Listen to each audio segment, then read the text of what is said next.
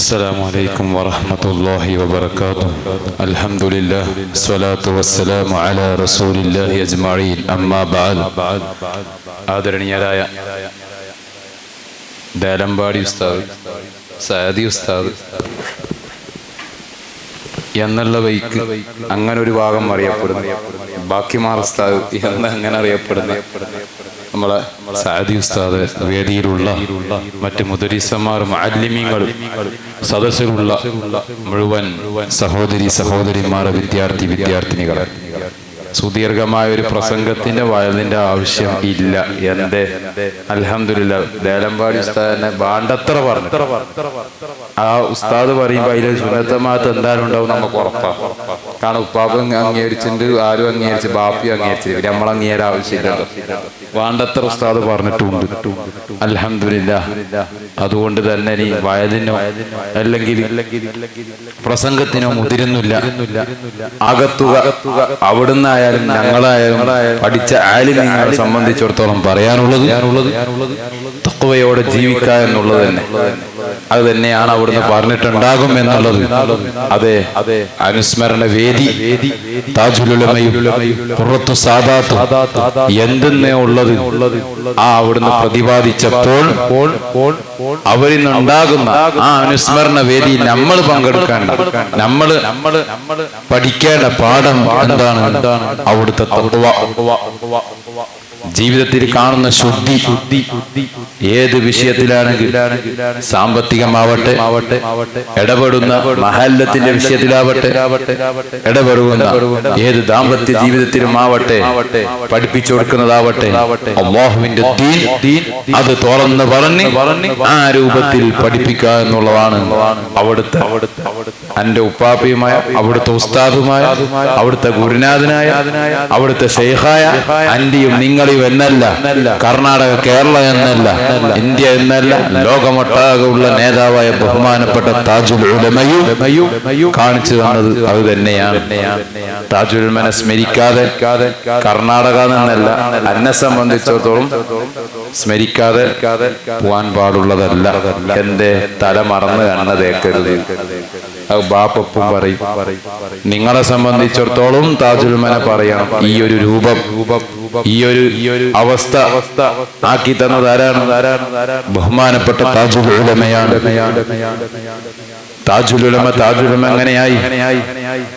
സയ്യിദ് അബ്ദുറഹ്മാൻ കുഞ്ഞിക്കോയ തങ്ങൾ എന്ന ആ 17 വയസ്സുള്ള വ്യക്തി, ആ കുട്ടി, നമ്മളെ പോലെ ചെറുപ്പക്കാരനായ ആ സയ്യിദ് അവറുകളും അല്ലാഹുവിന്റെ ദീൻ, അവിടുത്തെ മാതാപിതാക്കളുടെ കുരുത്തവും പൊരുത്തത്തോടു കൂടി ദീൻ പഠിച്ച് ഉസ്താദന്മാരെടുത്ത് ആ രൂപത്തിൽ നുകർന്ന് ആലിമീങ്ങളാകുന്ന ഔലിയാക്കന്മാരുടെ ആശീർവാദത്തോടു കൂടി അല്ലാഹുവിന്റെ ദർസ് പഠിപ്പിക്കാൻ ഉള്ളാളത്ത് എന്ന കുഗ്രാമത്തിൽ വന്ന് അവിടുന്ന് ഏറ്റെടുക്കുന്നതും ദർസാണ്. ഏത് രൂപത്തിൽ? സമ്പത്തുണ്ടായിട്ടുണ്ടോ? അല്ലെങ്കിൽ ഈ ദർസ് മുന്നോട്ട് പോകാൻ വേണ്ടിയിട്ടുള്ള എല്ലാ രൂപങ്ങളും അഥവാ ദീനിയായ അറിവുകളും ആ ജനങ്ങളിൽ ഉണ്ടായിട്ടില്ല. അവിടുന്ന് ചോദിച്ചിട്ടുണ്ടായി, തങ്ങളെ ദർസ് തുടങ്ങുമ്പോൾ പൈസ എങ്ങനെ കൊണ്ടടക്കും, എങ്ങനെ വരും? അപ്പോൾ അവിടുന്ന് പറഞ്ഞത്, അതെ, ഞാനും നിങ്ങളും മനസ്സിലാക്കേണ്ട തവക്കുൽ അല്ലാഹു തരും. അല്ലാഹുവിന്റെ ദീനല്ലേ ഇവിടെ വളർത്തുന്നത്, അല്ലാതെ ദീനെതിരെ കോലാഹലങ്ങളല്ലല്ലോ സൃഷ്ടിക്കുന്നത്. അതുകൊണ്ട് അല്ലാഹു തരും എന്ന് പറഞ്ഞ് അവിടുന്നുള്ള ദർസ് ഏറ്റെടുക്കുന്നു. അങ്ങനെ ദർസ് തുറന്നു. പിന്നെ കുഞ്ഞിക്കോയ തങ്ങൾ എന്ന ആ വ്യക്തി, പിന്നീട് ഉള്ളാളന്തങ്ങൾ, പിന്നീട് ശൈഖ് അബ്ദുറഹ്മാൻ അൽ ബുഖാരി, പിന്നീട് അതാ താജുൽ ഉലമ എന്ന് പേര് വെക്കപ്പെടുന്നു. എന്തുണ്ടായി? താജുൽ ഉലമ എന്ന് പറഞ്ഞാൽ എന്താ? ഇൽമിന് കിരീടം വെച്ചാണോ, അല്ലെങ്കിൽ ആലിമിന്റെ കിരീടം വെച്ചു കൊടുത്തതാണോ, അല്ലെങ്കിൽ ആലിമിന്റെ കിരീടം വഹിക്കപ്പെട്ട വ്യക്തി എന്നാണോ എന്നൊക്കെ ഞാനും നിങ്ങളും കണ്ണോടിക്കേണ്ടതുണ്ട്. എല്ലാം ഒതുങ്ങിയ ഒരു ജീവിതം ഇൽമിന് ഇൽമുണ്ട്, സയ്യിദിന് സയ്യിദുണ്ട്, ഇബാദത്തിന് ഇബാദത്തുമുണ്ട്. മാത്രമല്ല ഈമാനിന് ഈമാനുമുണ്ട് എന്ന് പറഞ്ഞാൽ ഇൽമുള്ളവനക്ക് ഈമാൻ ഉണ്ടാകണമെന്നില്ല, ഈമാനുള്ളവർക്ക് ഇൽമുണ്ടാകണമെന്നില്ല. എന്തേ ആ പറഞ്ഞതിന്റെ ഉദ്ദേശം എന്ന് പറഞ്ഞാൽ അറിവുണ്ടാവും, പക്ഷേ അല്ലാഹുവിനോടുണ്ടാകുന്ന ആ ഇസ്തിഖാമത്ത്, ആ തഖ്വ, യഖീൻ, ആ ഉറച്ച ഈമാൻ ഉണ്ടാകൂല. ആ പറഞ്ഞത് വളരെ യാഥാർത്ഥ്യമായി കൊണ്ടിരിക്കുന്നു, ഇനി നടന്നുകൊണ്ടിരിക്കുന്നു. ഉദാഹരണം, നമ്മളെയും കാട്ടി അറിയും ഇപ്പൊ സാധാരണക്കാർക്ക്. എന്തേ ഉള്ള വാട്സപ്പിലും ഫേസ്ബുക്കിലും നോക്കിയാൽ ഇല്ലാത്ത ഹദീസും ഇല്ല, ഇല്ലാത്ത ഖുർആൻ ശരീഫും ഇല്ല.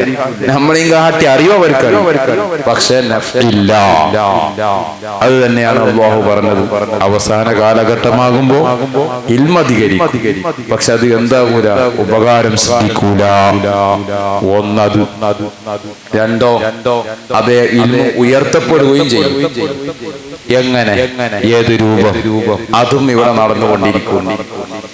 ഈ രണ്ട് രൂപവും അല്ലാഹു നടത്തുന്നുണ്ട്. അത് ആരിലൂടെ,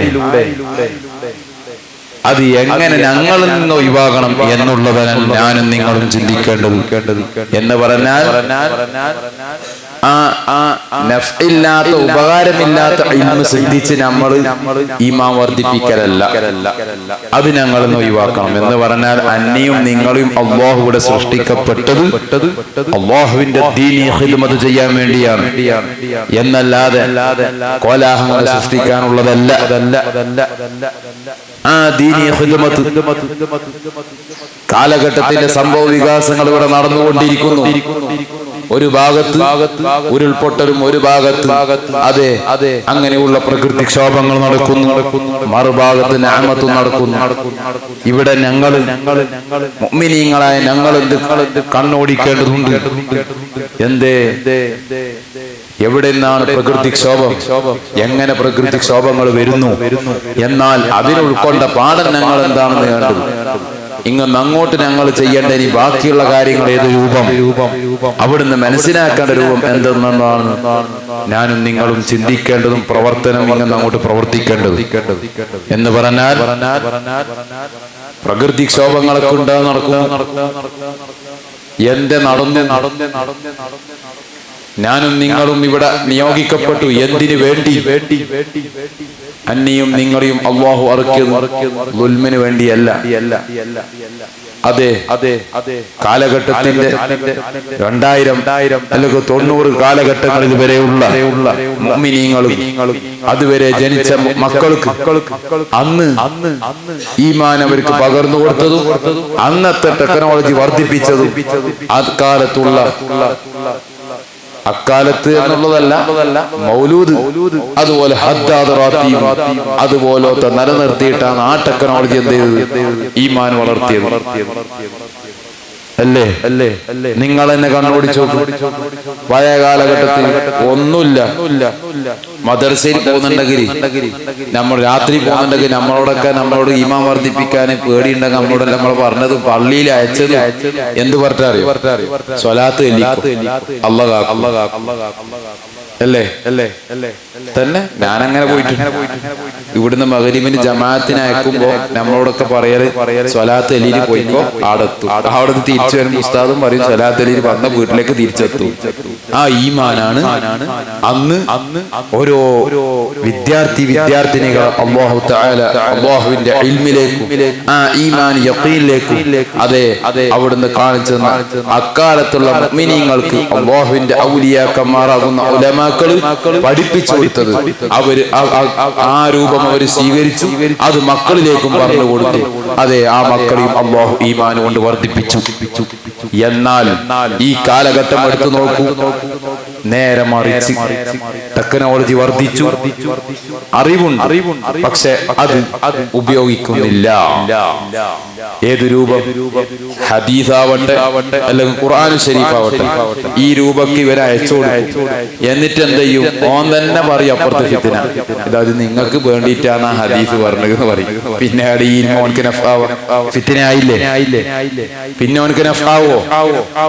ഒരു ഹദീസ് അല്ലെങ്കിൽ ഒരു ഖുർആൻ ഷരീഫ് കിട്ടി, എന്നിട്ട് ആ കിട്ടിയതിന്റെ അർത്ഥം യഥാർത്ഥത്തിൽ ഒരു വ്യാഖ്യാനായിരിക്കും, എന്തോ ആയിരിക്കട്ടെ, അതെടുത്തിട്ട് എന്ത് ചെയ്യും?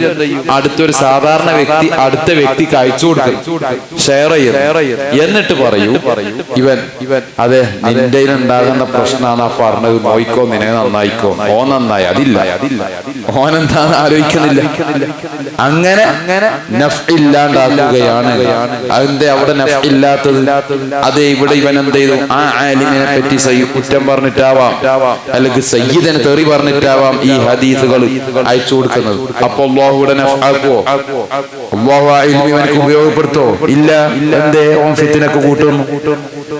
അങ്ങനെയാണ് അവസാന കാലഘട്ടമാകുമ്പോൾ ഇൽമു വർദ്ധിക്കും, ഉപകരിക്കൂല എന്ന് മാത്രമല്ല അല്ലാഹു ഇൽമു ഉയർത്തപ്പെടും എന്നുള്ളതിന്റെ ഒരു ചെറു രൂപം ഞാൻ പറഞ്ഞു തന്നത് ഈ ഒരു രൂപമാണ്. പറയുന്ന ഞാൻ ചെയ്താലും അങ്ങനെ തന്നെ. അല്ലാഹുവിന് എതിരെ പ്രവർത്തിച്ചാൽ സയ്യിദുന്നോ ഖുത്ബുന്നോ തങ്ങളെന്നോ മുദരിസോ അല്ലാഹുവിന്റെ അടുത്തില്ല. ഫഖീറെന്നോ പ്രമാണിയൊന്നോ ഇല്ല. ശിക്ഷ എല്ലാവർക്കും ഒന്ന്. ഇത് ചെയ്താൽ തെറ്റും എല്ലാവർക്കും ഒന്ന് അല്ലേ? ഹുക്കുമ് എല്ലാവർക്കും ഒന്നാണ്. മനസ്സിലാക്കാൻ ഹുക്കുമിന്റെ വിഷയത്തിൽ ചെറിയൊരു രൂപം തന്നെ നിങ്ങൾക്ക് പറയാം. ഒരാൾ ജുമാക്ക് ഖുത്ബ ഓതിക്കൊണ്ടിരിക്കുന്ന സമയത്ത് അവസാനം ഖുത്ബ കഴിഞ്ഞ് വന്നത് ഞാൻ എന്നാവട്ടെ നമ്മൾ തന്നെ ജമാഅത്ത് വരുമ്പോ ഖുത്ബക്ക് പറഞ്ഞ ഒരുപാട് കൂലിയുണ്ട്. ജുമാക്ക് പറഞ്ഞ ആദ്യം വന്നവനക്ക് ഒട്ടകത്തിന്റെ അർത്ഥം അല്ലെങ്കിൽ ഇങ്ങനെ പറഞ്ഞ അങ്ങനെ ഒരുപാട് കൂലികൾ. ഇവിടെ അല്ലാഹുവിന്റെ ഹുക്കുമിന് അതേ സയ്യിദ് അവസാനം വന്നതുകൊണ്ട് സയ്യിദ് ആയതുകൊണ്ട് ഒട്ടകത്തിന്റെ കൂലി കൊടുക്കുന്നുണ്ടോ? ഇല്ല. അവസാനം വന്നവർക്കുള്ള കൂലി ഏതാണോ അത് അല്ലാഹു നൽകും. അതെ ആദ്യം വന്നവന് സാധാരണക്കാരനാണോ, അവന് പ്രമാണിയാണോ അല്ലെങ്കിൽ ഫഖീറാണോ, അത് അല്ലാഹു നൽകും. അത് ഹുക്കുമിന്റെ അടുത്തുണ്ടാകുന്ന നിലപാട്. അത് തന്നെയാണ് അല്ലാഹുവിന്റെ അടുത്ത് തെറ്റ് ചെയ്താൽ എല്ലാ രൂപവും അല്ലാഹു ശിക്ഷിക്കും. അദബിന് മുൻതൂക്കമുണ്ട്. ഇല്ല, അദബ് അവിടെ ഇരിക്കട്ടെ, അതതിന്റെ ഭാഗമാണ്. സയ്യിദിനായാലും ആലിമിനായാലും മുദരിസയെയും ബഹുമാനിക്കുക എന്നുള്ളത് അത് ഭാഗമാണ്. അത് ചെയ്യേണ്ടതുണ്ട്. അത് മനുഷ്യന്റെ വിജയത്തിന് വേണ്ടി. അതേ വിജയത്തിലുള്ളതുമാണ് ദീനിലധിഷ്ഠിതമായി ജീവിക്കുക എന്നുള്ളത്. അത് ടെക്നോളജി വർദ്ധിക്കുമ്പോൾ കാലത്തിനടിസ്ഥാനത്തിൽ കോലം കൊട്ടരുത്. അത് കിട്ടിയാൽ നഷ്ടം ആർക്ക്?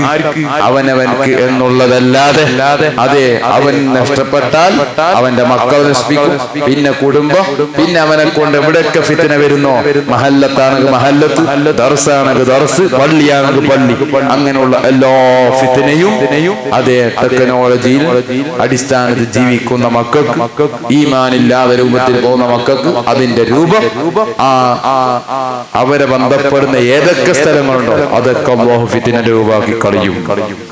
അല്ലാഹു കാത്തു രക്ഷിക്കുമാറാവട്ടെ എന്ന് ദുആ ചെയ്യും.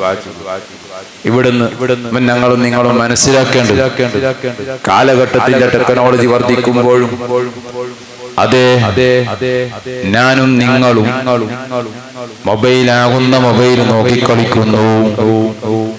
മാത്രമല്ല ഫിത്നയും ഫസാദും മൊബൈൽ കൊണ്ടുണ്ടാക്കുന്നു. മാത്രമല്ല അതെ ഇപ്പം തുടങ്ങിയ ഒരു സംഭവ വികാസമാണ്. എന്താ? വാട്സപ്പ് ആവട്ടെ, ഇൻസ്റ്റഗ്രാം ആവട്ടെ, ഫേസ്ബുക്ക് ആവട്ടെ, അതെ അവനവന്റെ സ്വന്തം മക്കൾ നഗ്നമായ ഫോട്ടോ എടുത്തു, നഗ്നമായ വീഡിയോ എടുത്തു, അല്ലെങ്കിൽ അതല്ല സ്വന്തത്തിന്റെ കഴിവുള്ള വീഡിയോ എടുത്ത് സ്ത്രീകളാവട്ടെ പുരുഷന്മാരാവട്ടെ ചെറിയ കുട്ടികളെ കൊണ്ടാവട്ടെ അവരെ കൊണ്ട് അങ്ങനെയുള്ള വീഡിയോ എടുത്ത് അതാ സെൻഡ് ചെയ്യുന്നു, ഷെയർ ചെയ്യുന്നു. എന്നിട്ട് അതേ സോഷ്യൽ മീഡിയ ഭാഷയിൽ പറയാം, ലൈക്ക് ചെയ്തോ അല്ലെങ്കിൽ ഫോളോ ചെയ്തോ എന്ന് പറഞ്ഞ് അതേ അന്യ സ്ത്രീകളിലേക്കും അന്യ പുരുഷന്മാരിലേക്കും ഞങ്ങൾ എന്ത് ചെയ്യുന്നു? നടന്നുകൊണ്ടിരിക്കുന്ന വികാസമാണ്. അതേ എല്ലാ തെറ്റിലേക്കും അതാ ഫോളോ ചെയ്യുന്നുണ്ടോ? ചെയ്യൂ എന്ന് പറഞ്ഞ് തെറ്റിലേക്കാണ് അവർ ഫോളോ ചെയ്യിക്കുന്നത് എന്നുള്ള ബോധം ഈ മുഅ്മിനുമില്ല മുഅ്മിനാത്തിനുമില്ല. അങ്ങനെ അവൻ ഫോളോ ചെയ്യുന്ന സമയത്ത് അതേ ആ ഫോളോ എല്ലാം ചെയ്തു എന്നിട്ട് അതാ അവനവന്റെ ആ കാര്യങ്ങളും നടക്കുന്നു. ശേഷം അതാ അല്ലാഹു പറഞ്ഞതോ നിസ്കരിക്കുന്നുമുണ്ട്. ശരി തന്നെ, ആ നിസ്കാരം സ്വീകരിക്കേണ്ടേ ഇല്ലേ? എന്ത് സ്വീകരിക്കാത്തത്? അങ്ങനെയുള്ള വീഡിയോ എടുത്തുണ്ടാക്കുന്ന സമ്പത്ത് അതേ സുബ്ഹത്തിന്റെ മുതൽ അതേ ഹറാമാകുന്ന മുതൽ അവനവന്റെ മക്കൾ ഭക്ഷിക്കുന്നു. മക്കളെ വെച്ചിട്ടതാ വീഡിയോ ഉണ്ടാക്കിയിട്ട് എന്നിട്ട് ആ പൈസ ഉണ്ടാക്കിയിട്ട് അവനും അവന്റെ കുടുംബവും ഭക്ഷിക്കുന്നു.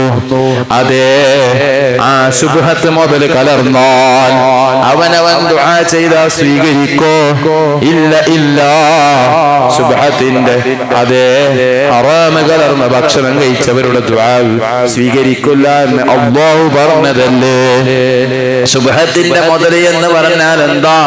കള്ളു കുടിക്കൽ ഹറാമാണ് എന്നുള്ളത് എല്ലാവർക്കും അറിയാം. അത് ദിവസത്തിൽ ഒരു വട്ടം കുടിച്ചാൽ ഒരു വട്ടം കഴിഞ്ഞു, വ്യഭിചരിച്ചാൽ ഒരു വട്ടം അതേ കഴിഞ്ഞു. എന്നാൽ ഈ സുബ്ഹത്തിന്റെ മുതൽ അങ്ങനെയാണോ? അതേ ഹറാമോട് ദിവസവും വാങ്ങിക്കുന്നു, ദിവസം ഓൻ സമ്പത്തുണ്ടാക്കുന്നു. ഏതെല്ലാം സാമ്പത്തിക ശുദ്ധിയില്ലാതെ ഹറാമ് കലർന്ന ഭക്ഷണം അതാ ഹറാമ് കലർന്ന സമ്പത്തുണ്ടാക്കിയിട്ട് ആ രൂപത്തിൽ അവൻ ഭക്ഷിക്കുന്നു. എന്നിട്ടതാ അവന്റെ ചോര മൊത്തം നടക്കുന്നു, ചോര മൊത്തം ഓടുന്നു. അപ്പോൾ അതാ സുബ്ഹത്തിന്റെ എല്ലാ ജസദിലേക്കും അല്ലാഹു എത്തിക്കുന്നു, എല്ലാ അവയവിലേക്കും എത്തിക്കുന്നു. അങ്ങനെ അതാ ആ സുബ്ഹത്ത് കലർന്നു ആരിലേക്ക്? അവന്റെ മക്കളിലേക്കെല്ലാം കടക്കുന്നു. ശേഷം അതാ അവന് ഇപ്പൊ തൊട്ടപ്പുറത്ത് ദീനിയായ കാര്യവും നിസ്കാരവും നടക്കുന്നു. സ്വീകരിക്കണ്ടേ? ആര് സ്വീകരിക്കണം? അല്ലാഹു അല്ലേ സ്വീകരിക്കേണ്ടത്. ഞാനും നിങ്ങൾ സ്വീകരിച്ചാൽ സ്വീകരിക്കോ? ഇല്ല. എന്തേ? അല്ലാഹുവിന്റെ നിഅമത്തിനെ നിങ്ങൾ സ്തുതി ചെയ്തില്ല. അതേ ആ നിഅമത്ത് നിങ്ങൾ എന്തിനു ഉപയോഗിക്കപ്പെട്ടു? ഞാനും നിങ്ങളും എന്തിനു ഉപയോഗിക്കപ്പെട്ടു? അതേ തിന്മയിലേക്ക് ഉപയോഗിക്കപ്പെട്ടു. എന്ത് കാരണം? നിഅമത്ത് എന്നുള്ളത് അതേ ഒരു മനുഷ്യനാവാൻ കണ്ണോ മൂക്കോ വേണം എന്നില്ല. തഫ്സീറിൽ പറഞ്ഞതല്ലേ, ഒരു ഹയവാനാകാണെങ്കിൽ എന്താ അതിന്റെ മാനദണ്ഡം? കണ്ണുണ്ടാവനാണോ? അല്ല, കണ്ണിന്റെ അടുത്ത് ദ്വാരം മതി. മൂക്കുണ്ടാവനാണോ? അല്ല, മൂക്കിന്റെ അടുത്ത് ദ്വാരം മതി. ചെവി ഉണ്ടാവനാണോ? അല്ല, ചെവിന്റെ അടുത്ത് ദ്വാരം മതി. ചോദിച്ചതല്ലേ, സൂറത്തുൻ നിസാഇൽ അത് പറയുന്നില്ലേ? അങ്ങനെയുള്ള അല്ലാഹു ഉണ്ടാക്കിയ ഹയവാൻ പിന്നീട് അതാ മഹ്ലായ ഫള് കൊണ്ട് അല്ലാഹു തആല മക്കളെ കൊടുക്കുന്നു. അതേ ആ മക്കളെ കൊടുക്കുമ്പോൾ അതേ സൂറത്തുൻ നിസാഇൽ പറയുന്നുണ്ട്, 5 കാര്യം എന്റെ വക്കലിൽ നിന്നാണ്. 2 പറയാം. അതേ മനിയ്, അതേ പ്രസവം. ഈ മനിയ് എന്ന് പറഞ്ഞാൽ എന്താ? ഞാനും നിങ്ങളും ചിന്തിക്കേണ്ടതുണ്ട്. ഞാനും നിങ്ങളും ഉണ്ടാകുന്ന ആ സാധനമാണ് നമ്മളുടെ ജീവിതം. 9 മാസം വയറ്റിൽ കടന്നില്ലേ? ആ ആദ്യത്തെ മാസം ഉണ്ടായ ആ സംഭവ വികാസമാണ് മനിയ് എന്നുള്ളത്. അത് അല്ലാഹു ഉയർത്തിയില്ലേ, വളർത്തിയില്ലേ? 3 മാസമായി, ശേഷം അത് 5 ആയി, രക്തക്കട്ട വന്ന രൂപമായി 9 മാസവും ആയി. 9 മാസവും ആയതിന്റെ ശേഷം അതേ അല്ലാഹു പറഞ്ഞതാണ്, മനിയനോട് അതേ പ്രസവത്തിനോടും ചോദിക്കരുത്, അത് ഞാൻ ചെയ്യും. എന്നിട്ട് 9 മാസം അല്ലാഹു ആ കുട്ടീനെ വയറ്റിൽ പോറ്റി. 9-ാം മാസം അതാ ടെക്നോളജി വർദ്ധിച്ച കാരണത്താൽ ഞങ്ങൾ പോയി സ്കാൻ ചെയ്യുന്നു. സ്കാൻ ചെയ്യുമ്പോൾ പറയുന്നു കുട്ടിക്ക് തലയില്ല, ഓടലില്ല എന്ന് വെച്ചാൽ ഇല്ലാത്തതൊക്കെ പറയുന്നു. ഇരിക്കട്ടെ, മുഅ്മിനായ ഞാനും നിങ്ങളും അവിടെ നേരം ചിന്തിക്കേണ്ട ഒരു നിലപാടുണ്ട്. എന്ത്? ഈ 9 മാസം ആര് തന്നു? അല്ലാഹു തന്നതാണോ? അല്ലെങ്കിൽ ഇവന്റെ ഒന്നും വേണ്ട, ഇവൻ നിക്കാഹ് ചെയ്തു കൊടുക്കുമ്പോൾ ഉസ്താദ് നിക്കാഹ് ചെയ്യുന്ന വചന സമയത്ത് പറയുന്നുണ്ടോ 3 മാസം കഴിഞ്ഞാൽ നിനക്ക് മക്കളുണ്ടാകുമെന്ന് ഏതെങ്കിലും ഉസ്താദ് നിങ്ങൾക്ക് പറഞ്ഞു തന്നിട്ടുണ്ടോ? വേണ്ട. 1 വർഷം കഴിഞ്ഞാൽ മക്കളുണ്ടാകുമെന്ന് ഏതെങ്കിലും ഉസ്താദ് നിങ്ങൾക്ക് നിക്കാഹിന്റെ വചനം ഓതി തരുമ്പോൾ പറഞ്ഞു തന്നിട്ടുണ്ടോ? ഇല്ല, ഇല്ല. ഞാനും നിങ്ങളും ആരോഗ്യം കൊണ്ടുണ്ടാകുന്നതുമെല്ലാം മഹ്ളായ ഫദ്ല് കൊണ്ട് മാത്രം ഉണ്ടാകുന്നതാണ് അല്ലാഹുവിന്റെ. അതെ, ഞാനും നിങ്ങളുമാകുന്ന മക്കൾ അല്ലാഹുവിന്റെ മഹ്ളായ ഫദ്ല് കൊണ്ട് ഉണ്ടായതാണ്. അങ്ങനത്തെ ആ മക്കളെ തന്നിട്ട് 9 മാസം റബ്ബ് നോക്കിയിട്ട് അതേ പ്രസവത്തിന്റെ സമയമെത്തുമ്പോൾ അതാ ടെക്നോളജിക്ക് വേണ്ടി ഞങ്ങളെ ഈമാൻ പതറുന്നു, ഈമാൻ അടിവരടുന്നു. എന്തേ? ഡോക്ടർ പറയുകയാണ് തലയില്ല, ഓടലില്ല. എന്നാൽ മുഅ്മിനീങ്ങളായ ഞാനും നിങ്ങളും അവിടെ ചിന്തിക്കേണ്ട ഒരു കാര്യം ഉണ്ട്. ഏതു രൂപം? അതെ, അൽഹംദുലില്ലാഹ് 9 മാസമായി ഇതുവരെ റബ്ബ് തലയില്ലെങ്കിൽ ജസദെങ്കിലും ഉണ്ടല്ലോ. അല്ലാഹ് ഇനിയുള്ള സമയമെങ്കിലും പ്രസവിക്കുന്നവരെ, നൊമ്പലം വരുന്നവരെ സമയമുണ്ടല്ലോ അല്ലാഹ്. അതുകൊണ്ട് ഖൈറായ അനക്ക് നീ പറഞ്ഞ പൂർണ്ണ രൂപമായ മക്കളും തരണം റബ്ബേ എന്നുള്ളതല്ലേ അവൻ ദുആ ചെയ്യേണ്ടത്. എന്നാൽ അവൻ ദുആ ചെയ്തോ? ഇല്ല, ഇല്ല. അതെ, അവനതാ നടത്തുന്നു. ഡോക്ടർ പറയുന്നു ഒന്നിക്ക് ഓപ്പറേഷൻ ചെയ്യണം, അത് 9-ാം മാസത്തിന്റെ അടുത്ത്. എന്നാൽ അതെ, ഈ 3-ാം മാസത്തിന്റെ അടുത്ത് ഡോക്ടറെ സമീപിക്കുമ്പോ പറയുന്നത് കുട്ടിക്ക് തലയില്ല. എവിടെയാണോ 3-ാം മാസത്തിൽ തല? അല്ലാഹു പറഞ്ഞിട്ടുണ്ടോ? ഇല്ല, ഇല്ല. അവര് പറഞ്ഞത് ശരി തന്നെയാണ്, തലയില്ല. എന്നാൽ നമ്മൾ അവിടെ ദുആ ചെയ്യേണ്ടത് തല തരണം എന്നല്ലേ? എന്നാൽ ആരെങ്കിലും ദുആ ചെയ്തോ? ഇല്ല, ഇല്ല. അതാ പറയുന്നു എന്നാൽ നമുക്ക് അബോർഷൻ ചെയ്യാം. അല്ലാഹു പറഞ്ഞതല്ലേ അവസാന കാലഘട്ടമാകുമ്പോൾ കുഞ്ഞിനെടുത്തു കളയും. അതാ നടക്കുന്നു ഈ ടെക്നോളജിയിലൂടെ. അതാ കുഞ്ഞിനെടുത്തു കളയുന്നു. അന്യം നിങ്ങളിലൂടെ അതാ അല്ലാഹു അതേ ടെക്നോളജിയിൽ വിശ്വസിക്കുമ്പോൾ തിന്മത ഇവിടെ വർദ്ധിക്കുന്നു, ഈമാൻ നഷ്ടപ്പെടുന്നു. ഈ ഒരു രൂപം അത് ചെറിയൊരു രൂപം ഞാൻ പറഞ്ഞു തന്നത്.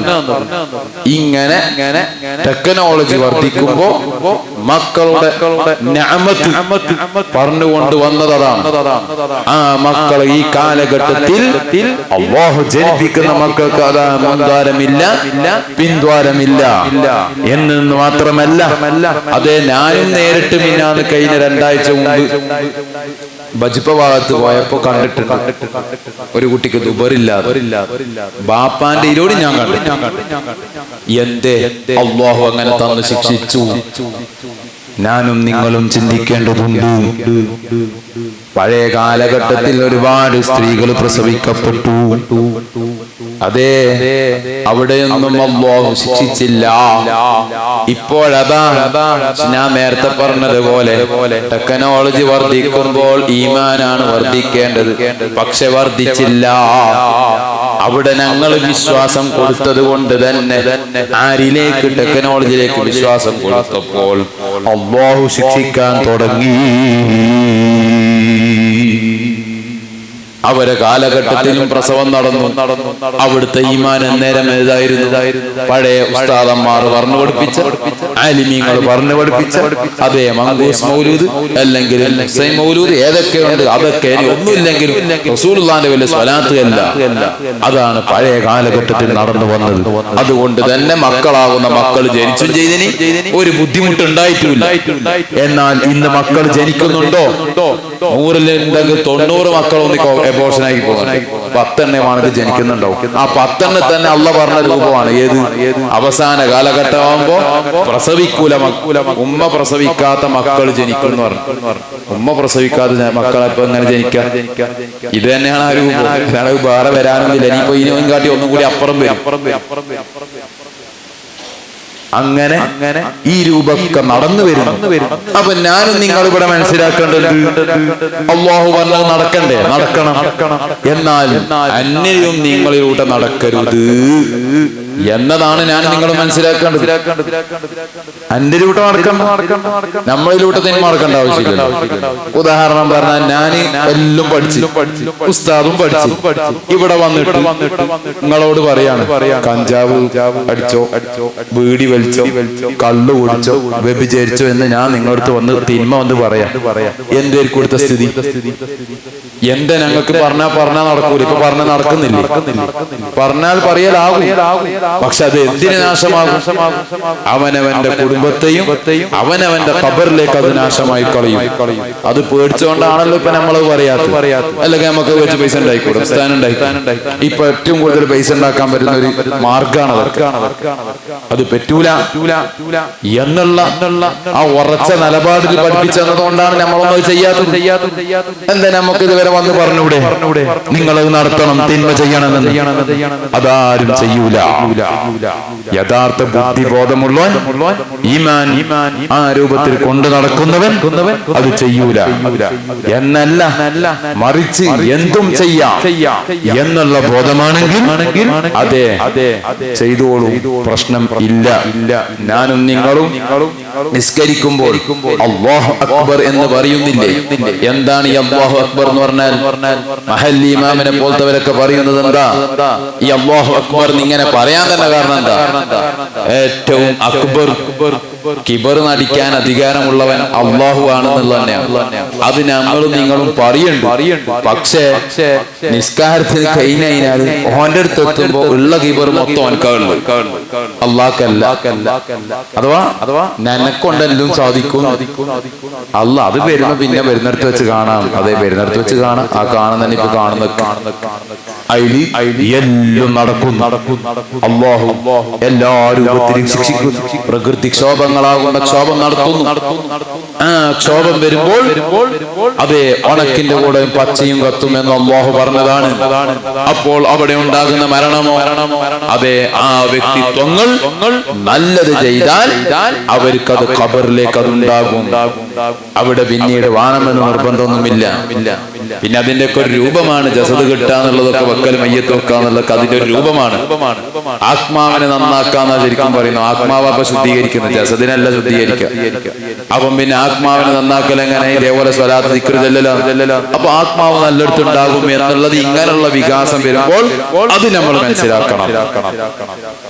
അതാണ് അതിന്റെ രീതി. എന്നല്ലാതെ ഞാനും നിങ്ങളും തോന്നിയതുപോലെ ചെയ്യലല്ല അല്ലാഹുവിന്റെ ദീൻ. ഞാനും നിങ്ങളും ഇവിടെ ഭരണഘടന ഞങ്ങൾക്കും നിങ്ങൾക്കും തന്നിട്ടുണ്ട്. അതേതാ? ഇസ്ലാമിന്റെ ഭരണഘടന ഏതാണ്? ഖുർആനുൽ ശരീഫ്. അതാണ് തഖ്വയിലേക്ക് എത്തിക്കുന്നതും. ഇമാമുന ശാഫിഈ റഹിമഹുല്ലാഹ് അവരും ഓതിയില്ലേ? ഖുർആൻ ഖത്മുകൾ ആക്കിയില്ലേ? എന്തിനു വേണ്ടി അവരും ഓതിയത്? ഈമാൻ വർദ്ധിപ്പിക്കാൻ വേണ്ടി തന്നെയാണ് അവരും ഓതിയത്. ആഖിബത്ത് നന്നാകാൻ വേണ്ടി തന്നെയാണ്. എന്റെ ആഖിബത്ത് നന്നാവാനുള്ള പറയാനുള്ള കാരണം ഖൽബിൽ അതേ ഫിത്നയും ഫസാദും ഹസദും കിബറും അത് ഖൽബിലുണ്ടായാൽ അത് മായ്ച്ചു കളയുന്ന രോഗം. ഏത് രോഗത്തിനും മരുന്ന് വേണ്ടേ? അതേ ഖൽബിലുള്ള രോഗത്തിന്റെ മരുന്നാണ് ഖുർആൻ ഓതുക എന്നുള്ളത്. അതുകൊണ്ട് തന്നെ അങ്ങനെയുള്ള കാര്യങ്ങൾ പോകുമ്പോൾ അല്ലാഹുവിലേക്ക് അടുക്കാൻ കാരണക്കാരനാകുന്നു. അപ്പോൾ അല്ലാഹു ആഖിബത്ത് നന്നാക്കി കൊടുക്കുന്നു. അങ്ങനെയുള്ള ആലിമീങ്ങളാണ് ഇപ്പം കഴിഞ്ഞു പോയ താജുൽ ഉലമ ആവട്ടെ, ഖുറത്തു സാദാത്ത് ആവട്ടെ, അവരെല്ലാം ഖുർആനുൽ ശരീഫ് ഓതിക്കൊണ്ടേയിരുന്ന വ്യക്തിത്വങ്ങളാണ്. ഇൽമുണ്ട്. അതേപോലെ ആ ഇൽമിന്റെ ഈമാൻ വർദ്ധിപ്പിച്ചത് ഈ ഖുർആൻ ഓതി തഖ്വയുണ്ടാക്കിയത് കൊണ്ട് തന്നെ. അതുകൊണ്ട് തന്നെ യഖീനോടെ പറയാൻ പറ്റും. എവിടെയും മോത്തോക്കി പറയും അല്ലാഹുവിന്റെ ദീൻ പറയുന്നിടത്ത് യാതൊരു മടിയും വേണ്ട. എന്തേ? ഞാൻ പറഞ്ഞല്ലോ, അനക്കും നിങ്ങൾക്കും കണ്ണ് തന്നത്, അതേ കൈ തന്നത്, ചെവി തന്നത്, കേൾവി, അങ്ങനെയുള്ള ജസദിലെ ഓരോ അവയവങ്ങളും തന്നത് നിഅമത്ത് ചെയ്യാനും നിഅമത്ത് പറയാനുമാണ്. ആ നിഅമത്ത് അല്ലാഹുവിന്റെ നിഅമത്തിലായത് കൊണ്ടാണ് പൂർണ്ണ രൂപം തന്നു. അപ്പോൾ അല്ലാഹുവിന്റെ ദീനിന് വേണ്ടി പറഞ്ഞപ്പോൾ അതേ ആ വ്യക്തിനെ പറയുവാണെങ്കിൽ വധിക്കപ്പെട്ടാൽ നഷ്ടവും ഇല്ല. എന്തേ? അല്ലാഹുവിന്റെ ദീൻ പറഞ്ഞതിന് വേണ്ടിയാണല്ലോ. എന്നല്ലാതെ ഇവിടെ കോലാഹലങ്ങൾ ഉണ്ടാക്കിയിട്ടല്ല, അല്ലെങ്കിൽ മറിച്ച് അതേ ഫിത്ന ഉണ്ടാക്കിയിട്ട് അല്ല. അല്ലാഹുവിന്റെ ദീൻ അഹ്ലുസുന്ന വൽ ജമാഅത്ത്. എന്താണ് അഹ്ലുസുന്ന വൽ ജമാഅത്ത്? സുന്നത്തുർ റസൂലുള്ളാഹി വ ജമാഅത്തുസ് സ്വഹാബ. അത് പറഞ്ഞ് ആ രൂപം പറയലോട് കൂടി അതേ എവിടുന്നാണോ നമുക്കെതിരെ ക്ഷുദ്രശക്തികൾ പ്രവർത്തിക്കുന്നു, എവിടുന്നതിന് നമുക്കെതിരെ വാദപ്രതിവാദം നടത്തുന്നു, അതേ ആ നിലക്കന്നെ സുന്നത്ത് ജമാഅത്ത് പറഞ്ഞ് അവരോട് പോരാടുമ്പോൾ അല്ലാഹു സഹായിക്കും എന്നുള്ള ബോധം ഈ മുൻകഴിഞ്ഞു പോയ ആലിമീങ്ങൾക്ക് ഉണ്ടാവലോട് കൂടി അല്ലാഹു അവർക്ക് ഫത്ഹ് നൽകി. അത് തന്നെയാണ് ഇപ്പോൾ ഇല്ലാത്തതും. അത് തന്നെയാണ് ഇപ്പോൾ ഇല്ലാത്തതും. കാലം മാറിയല്ലോ, അതുകൊണ്ട് നമ്മൾ എങ്ങനെ പറയും എന്നുള്ള ചിന്ത മുഅ്മിനീങ്ങളെ ഒരിക്കലും വെക്കരുത്. മാതാപിതാക്കളായ നിങ്ങളോടും പറയാനുള്ളത്, മക്കള് ചെറിയ മക്കള് വളർന്നുകൊണ്ടിരിക്കുന്നു. ആ വളർന്നുകൊണ്ടിരിക്കുന്ന മക്കൾക്ക് ഈമാൻ, തഅ്ളീം, അദബ്, വറഅ് ജീവിക്കണമെങ്കിൽ അതേ പഴയ കാലഘട്ടത്തിൽ നമുക്ക് കാണിച്ചു തന്ന വിധമില്ലേ? ആധുനിക കാലഘട്ടം എന്നൊരു കാലഘട്ടം ഇല്ല.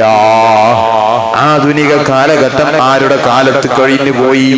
ഹബീബുനാ റസൂലുള്ളാഹി സല്ലല്ലാഹു അലൈഹി വസല്ലമ തങ്ങളുടെ കാലത്ത് നടന്നു.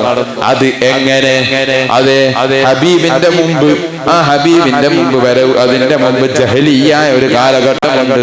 അതെ ഇപ്പം നടന്നുകൊണ്ടിരിക്കുന്നതിന്റെ അതേ സംഭവ വികാസം. ആ കാലഘട്ടത്തിൽ എന്തെല്ലാം? കള്ള് കുടിക്കൽ, സിന, ആൺ പെൺ വ്യഭിചാരം, ആണാണ് വ്യഭിചാരം, മക്കളെ കൊല്ലല്, ഇതെല്ലാം റസൂലുള്ളാഹി സ്വല്ലല്ലാഹു അലൈഹി വസല്ലമ തങ്ങളെ മുമ്പുണ്ടായ ഒരു കാലഘട്ടം. ആ കാലഘട്ടത്തിലാണ് ആരുടെ വരവ്? ഹബീബിന്റെ വരവ്. എന്നിട്ടോ ആ ഹബീബിന്റെ വരലോട് കൂടിയതാ അവിടുന്ന് അതാ പുതിയൊരു ദീൻ ഉണ്ടാകുന്നു. എന്ത്? കള്ള് പറ്റൂല, അതേ വ്യഭിചരിക്കാൻ പറ്റൂല എന്നല്ല, അതേ മക്കളെ കൊല്ലാൻ പാടുള്ളതല്ല, ആ മക്കളെ പെണ്ണുണ്ടെങ്കിൽ കൊല്ലാം, അങ്ങനെ ഉണ്ടാകുന്ന ആ നിയമങ്ങളെല്ലാം അല്ലാഹു വരുത്തിക്കുന്നു. അപ്പോൾ അത് ആധുനിക കാലഘട്ടം എന്ന് പറഞ്ഞാൽ പുതിയതൊന്ന് സംഭവിക്കുകയാണ്. അങ്ങനത് പുതിയത് സംഭവിച്ചു. എന്നാൽ ഇപ്പം നടക്കുന്നതോ അത് പുതിയതല്ല, അതേ പഴയതിലേക്ക് ജനങ്ങൾ പോകലായി, പഴയതിലേക്ക് പോവുകയാണ്. വ്യഭിചരിക്കാൻ ഒന്നും കൂടി ആക്കം കൂട്ടുന്നു. ഏത് രൂപം? പണ്ട് ഓരോ വ്യക്തികളെ കാണണമായിരുന്നു, എന്നാൽ ഇപ്പം ഫോൺ വിളിച്ച് വ്യഭിചരിക്കാൻ വേണ്ടി വരുത്തിക്കുന്നു. മാത്രമല്ല ടോക്കൺ എടുത്ത് ക്യൂ നിൽക്കുന്നു. അതിലേക്ക് പോവുകയാണ് അല്ലേ? പുതിയതൊന്നും ഇപ്പോഴുണ്ടായ ആരെങ്കിലും നോക്ക്? പുതിയ വിചാരത്തിന് പുതിയതെങ്കിലും വേർഷൻ ഉണ്ടായ? ഇല്ല. പഴയതിലേക്ക്, അതിലേക്ക് ടെക്നോളജി ഉപയോഗപ്പെടുത്തിയെന്ന് മാത്രം. വ്യഭിചരിക്കൽ ഹറാമല്ല എന്നുള്ള അന്നേ വന്നതാണ്, ഇനി ഇപ്പൊ ഒന്നില്ല. ഹറാം തന്നെയാണ്, അത് മാറ്റിയോ? ഇല്ല. ഇനി എന്തിപ്പോ നടക്കുന്നു? ആ പഴയതിലേക്ക് ഞങ്ങളെ കാലഘട്ടം പോക്കായി. അതാണ് ഇപ്പൊ നടന്നുകൊണ്ടിരിക്കുന്നത്. അതുകൊണ്ട് മുഅ്മിനീങ്ങളെ, ഈ ചെറിയ മക്കളോട് ഞങ്ങളൊക്കെ, ഞങ്ങളും നിങ്ങളെല്ലാം വളർന്നതൊന്ന് ആലോചിച്ച് നോക്കിയാൽ മതി. ഏത് രൂപം? അതെ സയ്യിദന്മാരാകുന്ന സയ്യിദന്മാർ ഗുരുത്വവും പൊരുത്തവും മന്ദിരിപ്പിക്കൽ, മന്ദിരിക്കാൻ വേണ്ടി പറയുന്നല്ല, അതേ ദുആ ചെയ്യിപ്പിക്കൽ. എന്റെ മക്കൾ ആലിമാവണം, മുഹറബിയാവണം എന്ന് പറഞ്ഞ് അങ്ങനെ സിയാർത്താകുന്ന സിയാർത്തുള്ള രൂപം അങ്ങനെ എന്നുള്ളത് മാത്രമാണോ? അല്ല.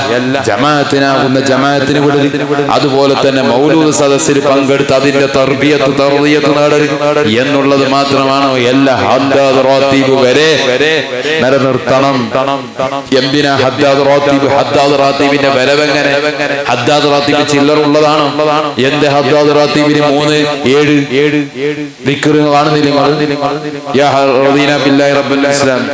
അള്ളാന്റെ പേര് അതൊക്കെ 3.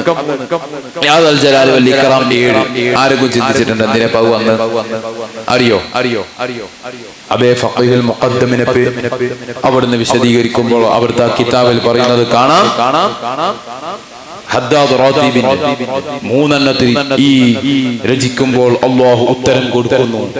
യാദൽ ജലാൽ വൽ ഇക്റാം എത്തുമ്പോൾ 1 ഇല്ല 2 ഇല്ല 5 ഇല്ല 6 ഇല്ല 7 ആകുമ്പോൾ അവിടുന്ന് ഉത്തരം കൊടുത്തെന്ന് മാത്രമല്ല, ഏതുവരെ നിന്നെടുത്ത് മൂപ്പര് എണീച്ച് ഇരുന്ന് പോയി. ഇരുന്നിടത്തുനിന്ന് അങ്ങനെ ഉയർന്നു വന്നു.